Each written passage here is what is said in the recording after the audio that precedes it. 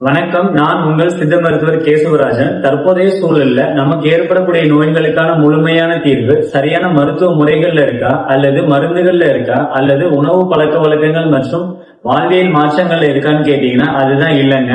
நமக்கு நோயை பற்றிய முழுமையான புரிதல் இல்லாததுலதான் இருக்குங்கிறத நான் முன்வைக்கிறேன்.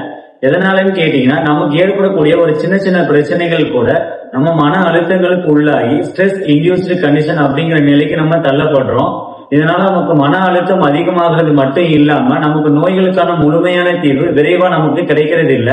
நீங்க உங்களோட மருத்துவரை சந்திக்கிறப்ப உங்க நோய்களுக்கான சரியான காரணம் என்ன, உங்க நோய்களோட தற்போதையோட நிலை என்ன, உங்க நோய்களுக்கான பின் விளைவுகள் என்ன, உங்க நோய்களுக்கான சரியான மருத்துவ முறை எது, உங்க நோய்களுக்கான வாழ்வியல் மாற்றங்கள் மற்றும் உணவு பழக்க வழக்கங்கள் என்ன அப்படிங்கறத நீங்க கேட்டு தெரிஞ்சுக்கிறப்ப உங்க நோய்களுக்கான மன அழுத்தம் நீங்கிறது மட்டும் இல்லாம உங்களோட உடல் நலம் மற்றும் மனநலம் இரண்டுமே மேம்படுங்கிறது என்னோட கருத்து.